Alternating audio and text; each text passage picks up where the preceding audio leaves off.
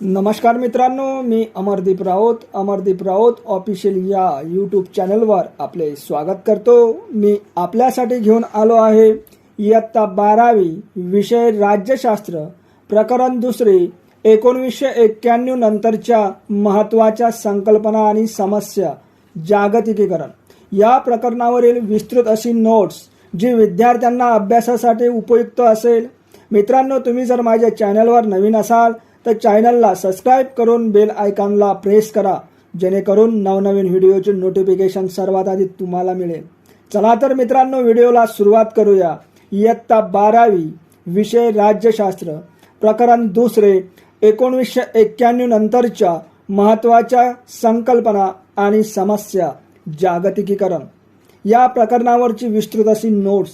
त्यामध्ये प्रश्न पहिला, जागतिकीकरण म्हणजे काय?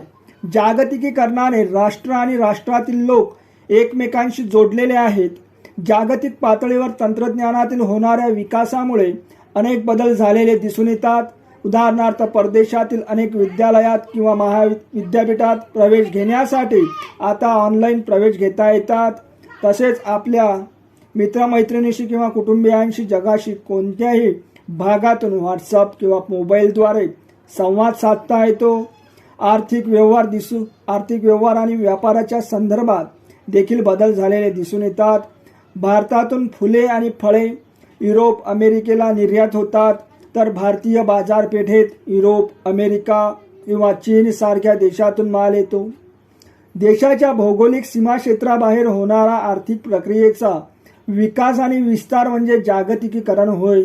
या प्रक्रियेच्या अंतर्गत जगातील विविध देशांमधील संलग्नता आणि परस्परावलंबन यात वाढ होते। राष्ट्रीय अर्थव्यवस्थेचे जागतिक अर्थव्यवस्थेत परिवर्तन होण्याच्या प्रक्रियेला जागतिकीकरण म्हणतात।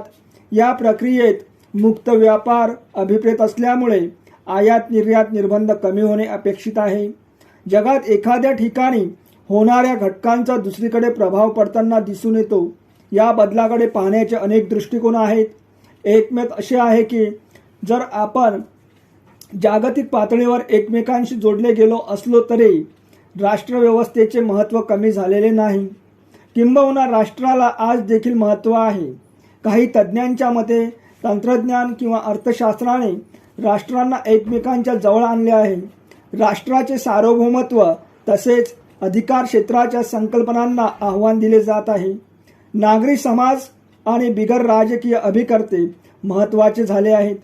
आज सामाजिक चळवळी ज्या समस्यांवर भर देतात त्या राष्ट्रांच्या सीमा छेदून आंतरराष्ट्रीय पातळीवर कार्य करतात। त्यानंतर आहे जागतिकीकरणामुळे आर्थिक क्षेत्रात झालेले महत्त्वाचे बदल। त्यामध्ये पहिला बदल जो आहे त्यामध्ये नंबर 1, भांडवली गुंतवणुकीचा मुक्त संचार। गुंतवणूक हा अर्थव्यवस्थेतील एक महत्त्वाचा घटक असून उद्योगधंद्यांना भांडवलाची गरज असते। भांडवली गुंतवणुकीतून उद्योगाची उभारणी करता येते। उद्योगामध्ये भांडवली गुंतवणूक ही केवळ सरकारी पातळीवरच नव्हे तर खाजगी क्षेत्रातून देखील होत असते। टाटा किंवा रिलायन्स सारख्या खाजगी कंपन्या भारतातच नव्हे तर अमेरिका, युरोप, आफ्रिका इत्यादी राष्ट्रात देखील गुंतवणूक करतात। NGOs सारख्या सरकारी कंपन्या देखील परदेशात गुंतवणूक करतात। तसेच अनेक परदेशी कंपन्या भारतात गुंतवणूक करत आहेत। ही गुंतवणूक पायाभूत सुविधा तसेच ग्राहकोपयोगी अशा दोन्ही क्षेत्रात होताना दिसून येते। भारत हे एक विकसनशील राष्ट्र आहे।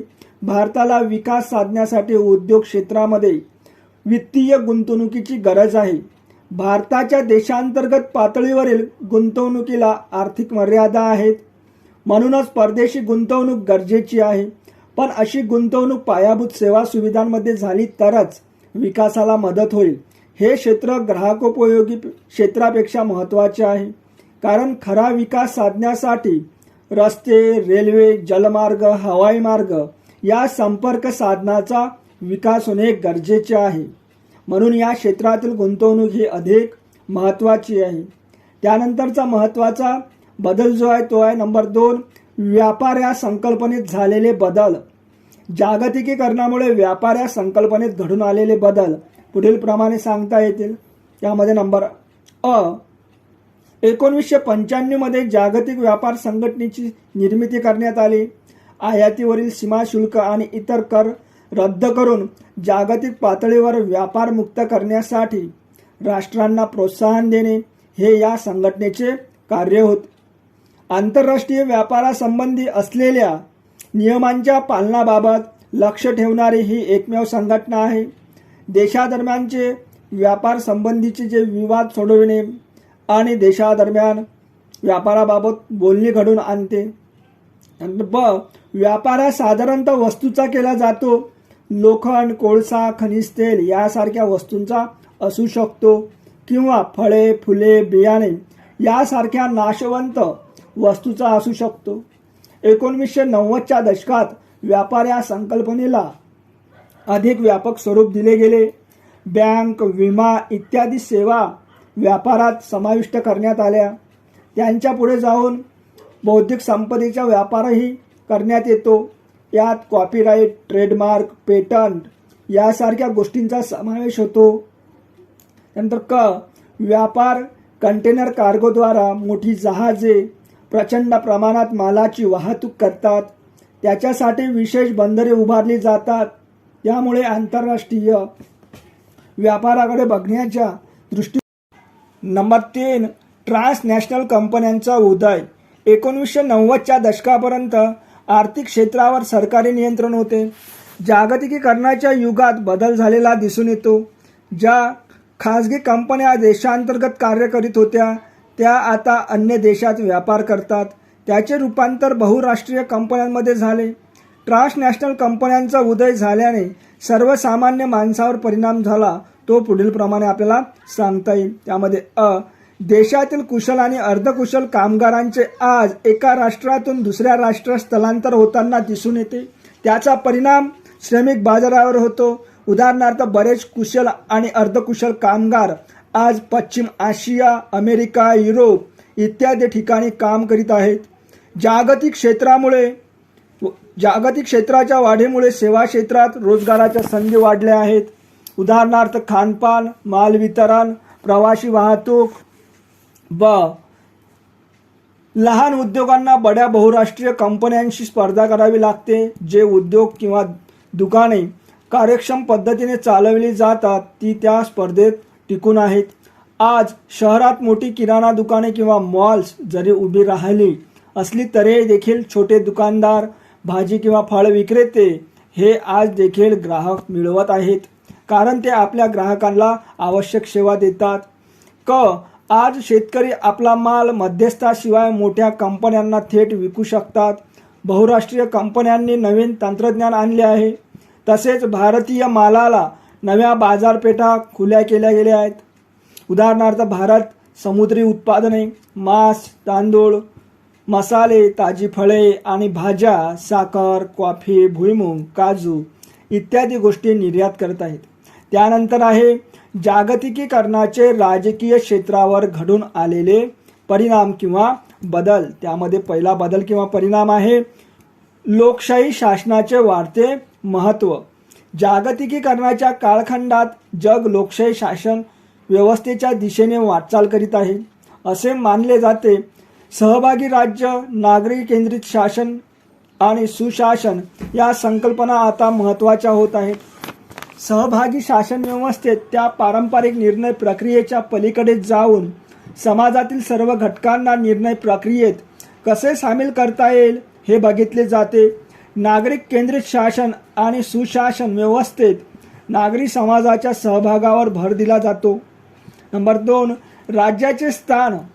जागतिकीकरणाच्या संदर्भात असे मानले जाते की आता राज्याचे महत्त्व कमी होत चालले आहे. सार्वभौमत्व हा राज्याचा एक महत्त्वाचा घटक आहे. सार्वभौमत्व ही संकल्पना राज्याचा अधिकार क्षेत्राशी जोडली गेली आहे. राज्याला आपल्या अधिकार क्षेत्रात कायदे करण्याचा अधिकार असतो. सार्वभौमत्वावर आज अंतर्गत तसेच बाह्य घटकाकडून आघात होत आहेत.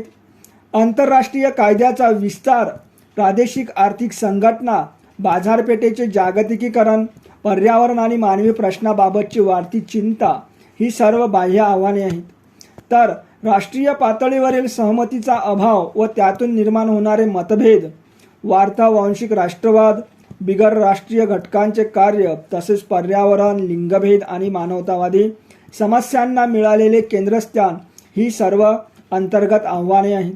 त्यानंतर तिसरा परिणाम जो आहे नंबर 3, बिगर राजकीय घटक.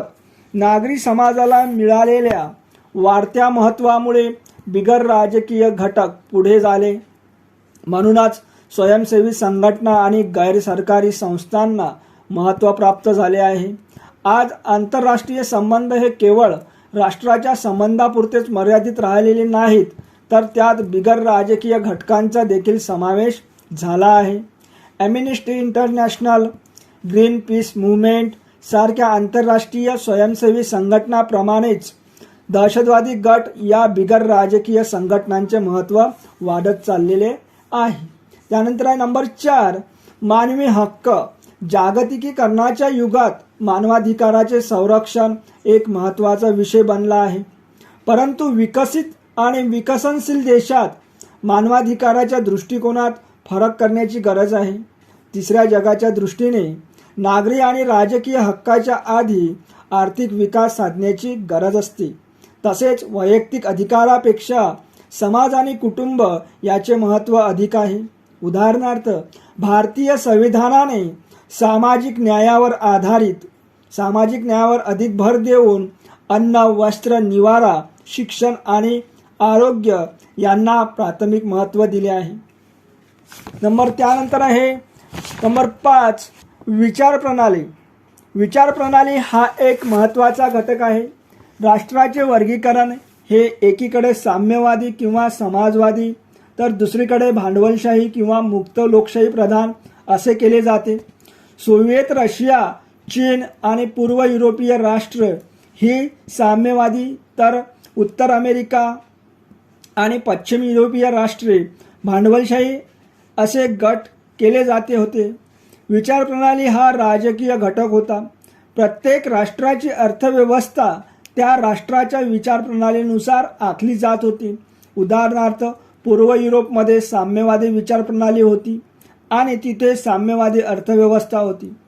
अशा अर्थव्यवस्थेत सरकारी किंवा सार्वजनिक उद्योग क्षेत्राला प्राथमिक स्थान होते. ह्या काळात भारतासारखी राष्ट्रे ही लोकशाही समाजवाद असलेली राष्ट्र मानली जात होती. म्हणून येथील अर्थव्यवस्थेत खाजगी आणि सार्वजनिक असे दोन्ही उद्योग होते. या व्यवस्थेला मिश्र अर्थव्यवस्था म्हटले जात असे. जागतिकीकरणाच्या युगात एकच प्रभावी विचारप्रणाली आणि अर्थव्यवस्था दिसून येते. त्या अर्थव्यवस्थेचे वर्णन बाजारपेठीय अर्थव्यवस्था असे केले जात होते. परंतु सर्वच राष्ट्र एकाच प्रकारच्या बाजारपेठीय अर्थव्यवस्थेचे स्वरूप त्या राज्याच्या विचारप्रणालीवर अवलंबून असते. त्याची उदाहरणे पुढीलप्रमाणे सांगता येतील की अमेरिकेत भांडवलशाही विचारप्रणालीबरोबर भांडवलशाही अर्थव्यवस्था आहे, म्हणून त्याचे वर्णन हे भांडवलशाही बाजारपेठी अर्थव्यवस्था असे केले जाते.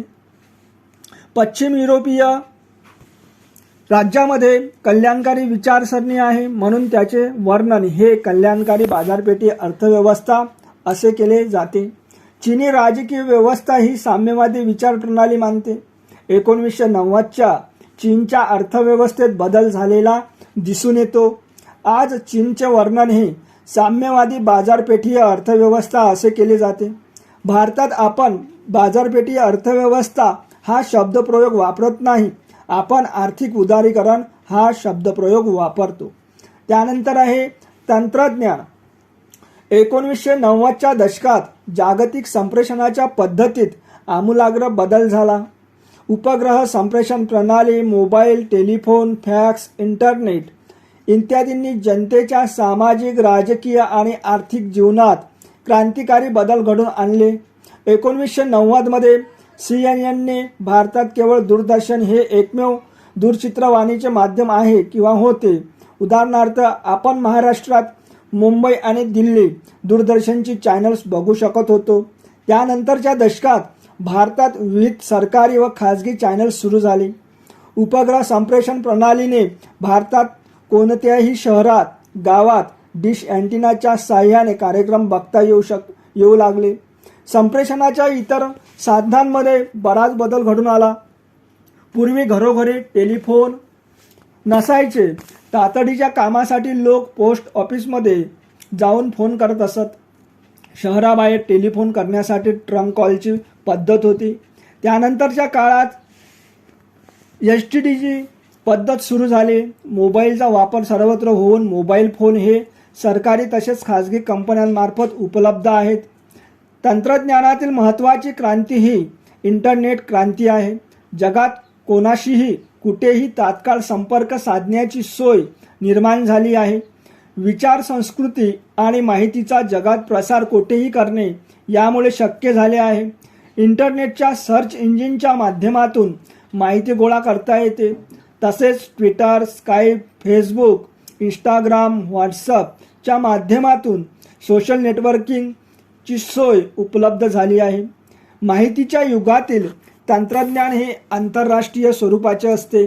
मोबाईल फोन, इंटरनेट, उपग्रहाद्वारे प्रक्षेपण हे कोणत्याही देशाच्या सीमांना बांधील नसते. त्यामुळे सीमापार गट, संस्था किंवा बिगर राजकीय घटक, मग त्याचे स्वरूप हे NGOचे असेल किंवा ट्रान्सनॅशनल कॉर्पोरेशनचे असेल किंवा गुन्हेगारी किंवा दहशतवादी संघटनांचे असेल, याच्या वाढीसाठी मदत होते. अशा सीमापार गटावर नियंत्रण ठेवणे किंवा त्यांच्या कार्यावर मर्यादा आणणे हे राज्यांना अवघड जाते. त्यानंतर आहे सामाजिक आणि सांस्कृतिक घटक. जागतिक पातळीवर प्रसारमाध्यमात झालेली क्रांती आणि इंटरनेटच्या सेवेची उपलब्धता यामुळे लोकांना जगात काय घडत आहे हे जाणून घेणे शक्य झाले आहे. याचबरोबर लोकांचे देशांतर्गत आणि देशाबाहेरचे भ्रमण याचा समाज आणि संस्कृतीवर परिणाम झालेला दिसून येतो. आज आपल्याला वैश्विक कॉस्मोपॉलिटियन संस्कृतीचा उदय होताना दिसत आहे. यामुळे आधुनिकीकरण, पाश्चिमात्यीकरण, सेक्युलायझेशन हे मूल्ये पारंपरिक मूल्यांपेक्षा महत्त्वाचे वाटू लागली आहेत. लोकांच्या वैयक्तिक जीवनावर त्याचा प्रभाव दिसून येतो. उदाहरणार्थ खाण्यापिण्याच्या सवयीमध्ये बर्गर, पिझ्झा, वडापाव इत्यादी फास्ट फूडचे प्रमाण वाढलेले दिसते. नाताळ, दिवाळीसारखे सण साजरे करण्याच्या पद्धतीत पाश्चिमात्य प्रभाव दिसून येतो. Mother's Day, Father's Day, Friendship Day यासारख्या नवनवीन कल्पना पुढे येतात. तसेच वेस्टर्न पद्धतीचे कपडे घालण्याचा कल वाढलेला दिसतो. समाजात वाढत चाललेला व्यक्तिवाद आणि भौतिकवाद हा जागतिक संस्कृतीचा भाग आहे. शहरीकरणामुळे पारंपरिक कुटुंब पद्धतीत बदल झाला आहे. त्यात व्यक्तिवादाने भर घातली आहे. मित्रांनो, त्यानंतर आहे जागतिकीकरणाच्या सकारात्मक आणि नकारात्मक बाजू. त्यामध्ये पहिले बघूया आपण सकारात्मक बाजू काय आहे जागतिकीकरणाच्या. त्यामध्ये नंबर 1 सकारात्मक बाजू आहे, तरुणांसाठी आपल्या देशात आणि परदेशात नोकरी व्यवसायाच्या नवीन संधी उपलब्ध होत आहेत. त्यानंतर नंबर 2 खाजगी क्षेत्रात अधिक रोजगार निर्मिती होत आहे. आणि नंबर 3 आहे आपण अधिक कार्यक्षम पद्धतीने जगाशी जोडले गेलो आहेत. जगात काय सुरू आहे आणि त्याचा आपल्यावर काय परिणाम होईल याची अधिक चांगली जाणीव होते. त्यानंतर आहे जागतिकीकरणाच्या नकारात्मक बाजू. त्यामध्ये नंबर 1 राज्याच्या कल्याणकारी योजना स्थगित होण्याची शक्यता आहे. त्यानंतर नंबर 2 स्थानिक उद्योगधंदे, विशेषतः लहान उद्योग हे जागतिक स्पर्धेमुळे नष्ट होतील, हे देखील भीती आहे. त्यानंतर नंबर 3 शेतीच्या क्षेत्रात लहान आणि किरकोळ शेतकरी मोठ्या कंपन्यांशी स्पर्धा करू शकणार नाहीत. अशा प्रकारे विद्यार्थी मित्रांनो, आपण प्रकरण 2 1991 नंतरच्या महत्त्वाच्या संकल्पना आणि समस्या जागतिकीकरण या प्रकरणावरची विस्तृत अशी नोट्स बघितली आहे. ही नोट्स परीक्षेच्या दृष्टीने अतिशय महत्त्वपूर्ण आहे. मित्रांनो, तुम्हाला माझा व्हिडिओ आवडला असल्यास व्हिडिओला लाईक करा, शेअर करा आणि चॅनलला सबस्क्राईब करा. थँक्यू.